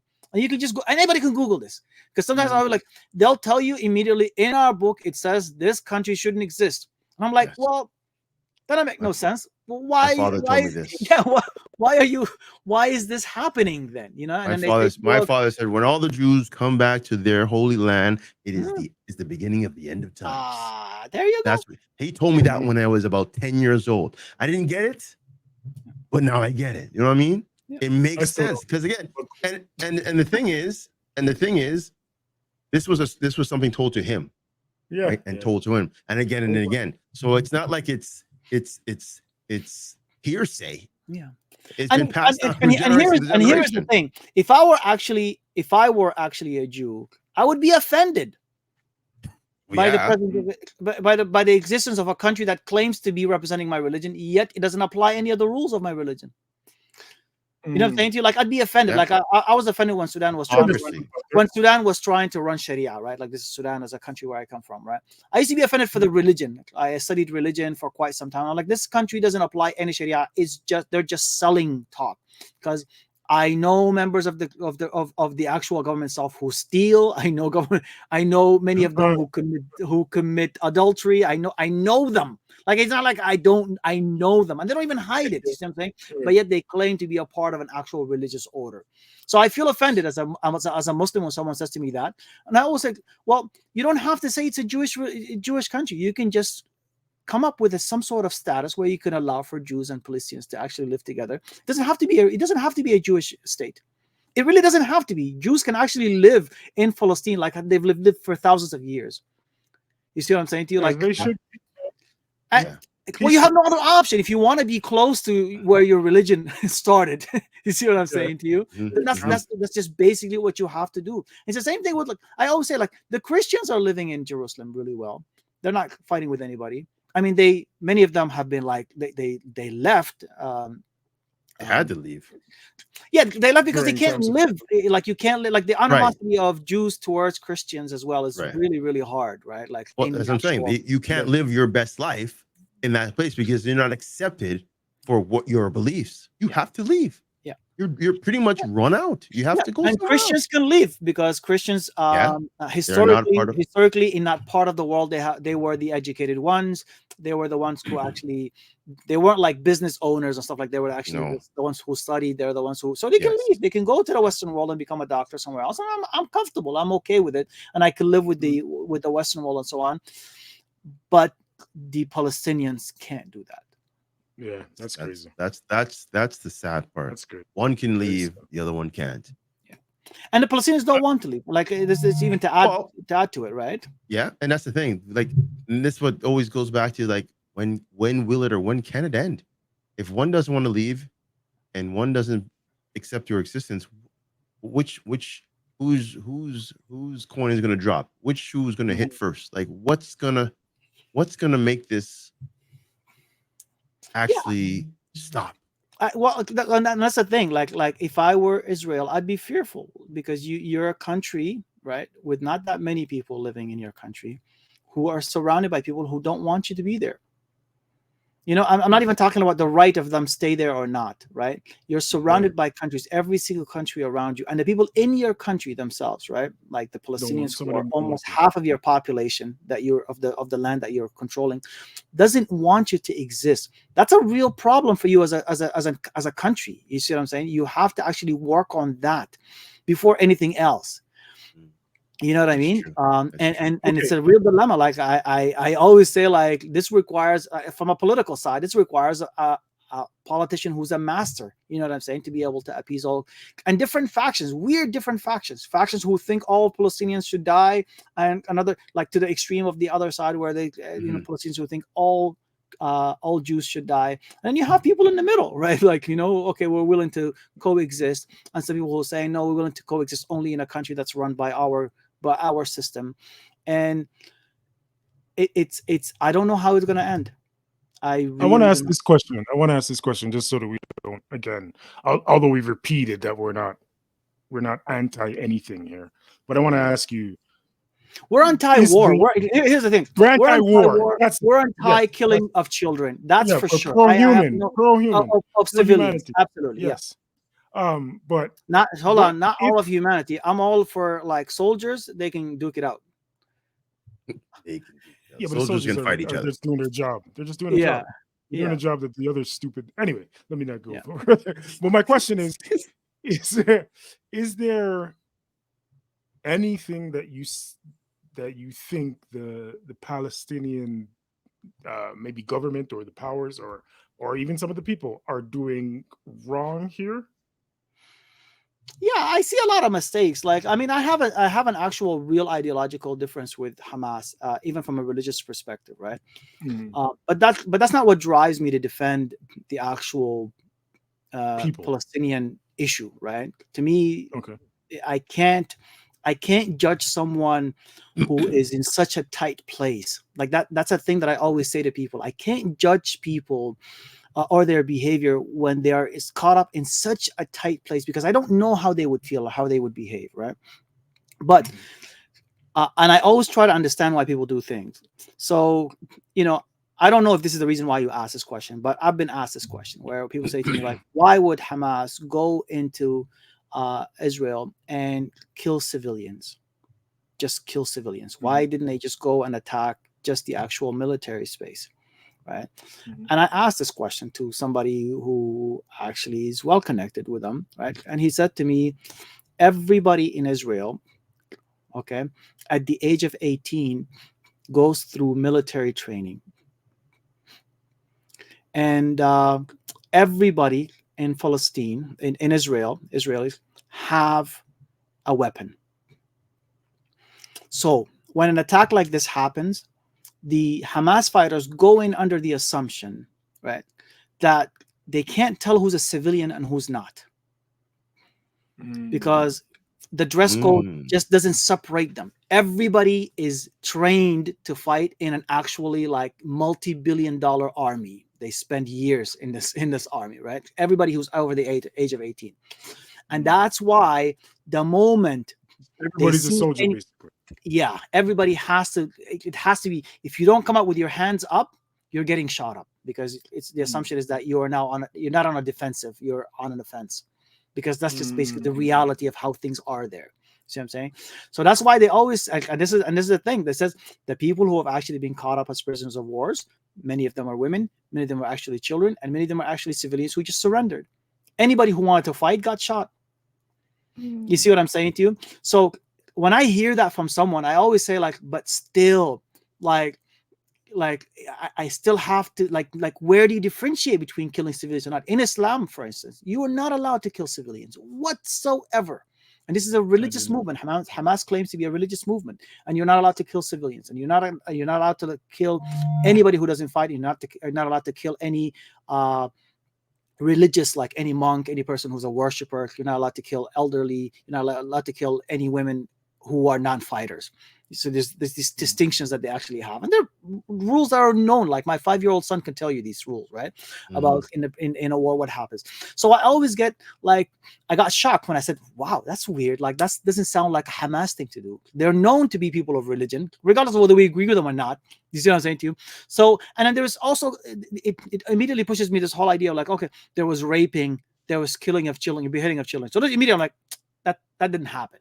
I can immediately say that didn't happen. You know what I'm saying? Because I know the theology again of it, and I know the actual, like, no one goes to fight this kind of fight for worldly gain, to bust a nut.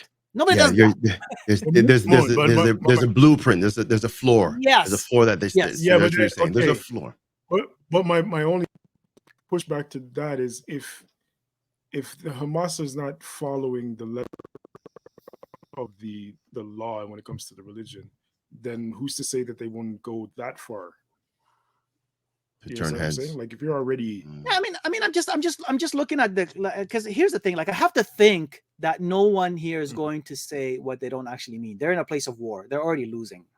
So to me, it's always about the whole idea of who has most to lose from the truth.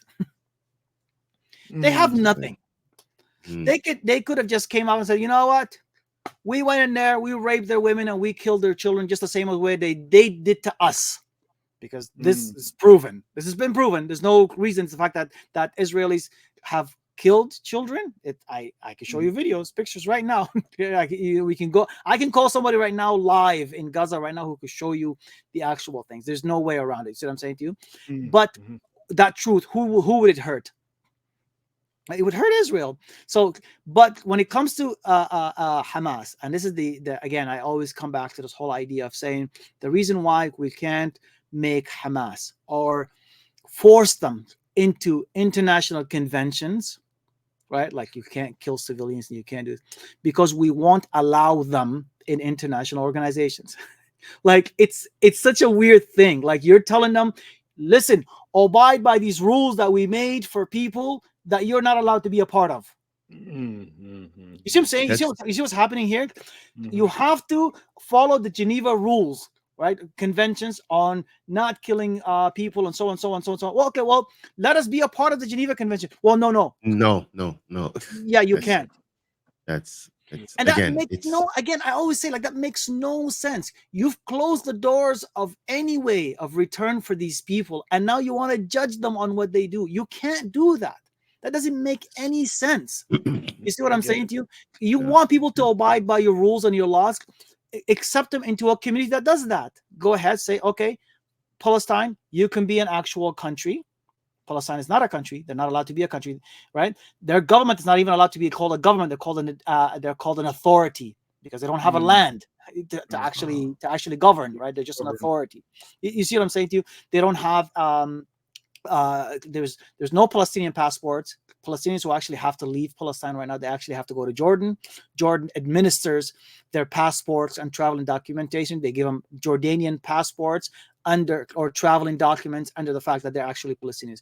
There are people with no land, no government, no representation anywhere else in the world. You can't make them fight the way that other countries do. Like that's what I'm saying to you. You can't take them to the International Criminal Court. Yeah. You can take Netanyahu, but you can't take any of these guys because, again, you wouldn't allow them to be a part of it. You see, that's what I'm saying to you. Like when I always talk about this whole circular idea, I'm like, you can't shut down people out. You want to treat them, you want to speak to them, you want to even show them the fact that you respect their views. At least allow them to be a part of the actual table itself. They're not allowed, so therefore you cannot talk to them. Not allowed on the table, so you're just gonna have to deal with it. You know what? Well, I think yeah. Go ahead, Tokes. No, I'm just again. It's a catch-22. It's gonna be spinning and spinning and spinning until one group gives up, or one group gets annihilated. So yeah. I mean, it's sad. And if that's the case, I'm really sorry to say this. I don't think Israel is gonna make it. You know what I mean? If they don't change their ways, they just can't make it because the world is going to change very soon. You know what I mean? Where people are actually not going to be able to even listen.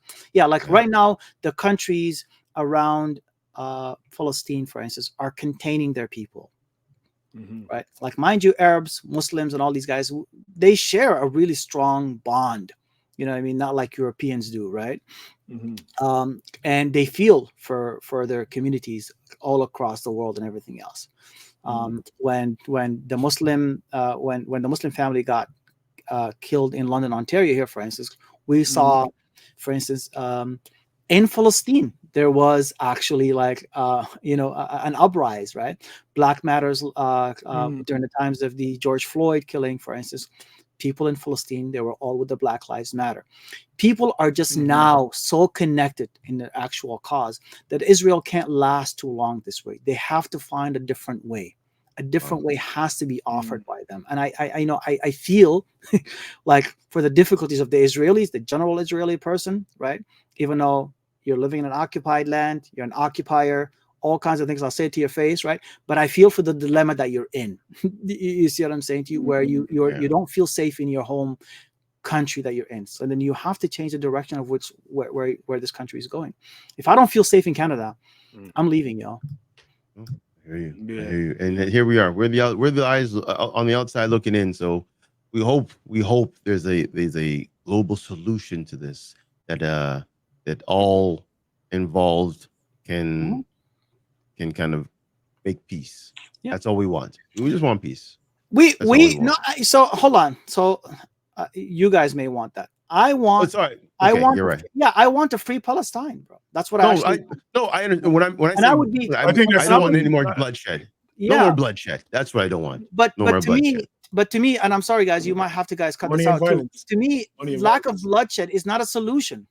Because money and violence. Yes. You can just contain people forever and keep them not. No, I would rather a war break out and freedom happens at the end of it than no war and an oppressed person lives oppressed forever. Makes no sense. You know what? You're right.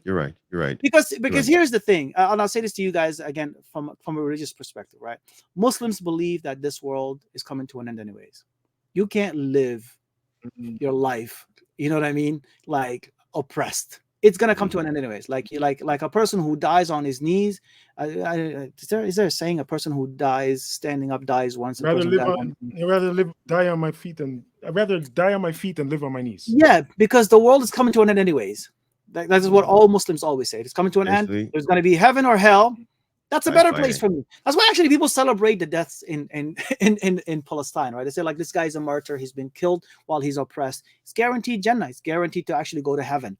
That's literally the actual thinking in the theology of Muslims. And this is like why these guys couldn't get rid of the religious Islamic terrorism, right? It's because they're fighting people whom they don't live in the same ideology. Yeah, it's people. Certain people fight for our country, for nationalistic agenda, for all kinds of things. The Muslims don't fight for that reason. You know, like that. Obviously, those who live that kind of lifestyle, that, you know, they fight because they think something is right and it has to be done, or otherwise, when they die, like it's a win-win situation anyways. Death is a win. You know what I mean? Winning is a win. Yeah. And you can't fight at people like that. Like, Israel has to really be careful of this. Yeah, man. It's crazy. Okay, It's crazy. let's end it on this. Let's end it on this note. You guys are going to jail, y'all. Ultimately, no, let's not end it on that note. We do. I understand where Moon's coming from. I agree with it in many ways, but I also want to reiterate that we would rather, as at least as a platform, we hope for peace. We hope for no more bloodshed, even though that seems like that's not going to happen. But that we hope that these children could at least grow up and become adults. To live. Yeah. To live. We at least hope for that. And it's a terrible thing going on, and it sucks. Very much. It sucks. The fact hope that for the most let me put it this way: the most peaceful solution that may not come without bloodshed, but the most peaceful possible solution to this situation is what we hope for. Free Palestine, Mamoun, man. Yeah, we want to thank Mamoun for coming down. Yes. And getting us arrested. Yo, this has been fun, man. I can't believe you guys do this regularly, guys. This is good. We talk about everything. Again, we definitely have you back on again. With if they allow you guys to, if they don't shut down your YouTube channels and everything else, I'll come back. Don't worry. It's okay. We didn't even get into our ratchet stuff. We didn't get to talk about we saved that. This was the best place and best time for this right now, and we took the full amount. This is a two-parter right now. We definitely have a slice in the middle because not a lot of people are going to sit through 2 hours of this because this is deep stuff. You have to sit in and take it in. So, folks, take it in because this is deep shit because it's not going to go away right now. No. So be ready. This is gonna be a long war. Like right now, I'm gonna tell you right now. Like, so Israel right now is actually preparing for a ground invasion. That's gonna be a lot bloodier than what we're anticipating right now. What's going on right now? The U.S. has just sent some crazy amount of weapon to the actual area itself. The countries around Israel. Yeah, it's a money thing. I don't know who it was. I'm telling you that this is such a funny thing, bro. 2 days before this war broke out, somebody says, "Yo, man, anybody wants to invest? Think of weapon companies right now." And I was like, you look at this. I'm like, I wouldn't do that anyways. But then, like 2 days later, I'm looking at the stock market. I'm like, yo, this is craziness. Yeah, that's what it is. And the fact that we allow like just a collection of money to be able to kill human beings, bro, like fathers, mothers, that to me is so. Sad. It's like the epitome of like evil, you know what I mean? And I think people like that. Yeah, we know. There's a special place for them. Yes, we know. Facts. But we're gonna leave like that, folks. Yeah. All right, Mamoun, thank you again for helping us out. All right, gentlemen. We'll do it again soon. Slang, it's been a pleasure. Togus here. Darks with Virginia Hugh. Here we go. Peace out, everybody. Have a good night. Till next time. All right, and thank you for calling the Post 7 ETR. Yeah. Yes. 7 ETR. Yeah. Nah. All right, folks. We out of here. Peace.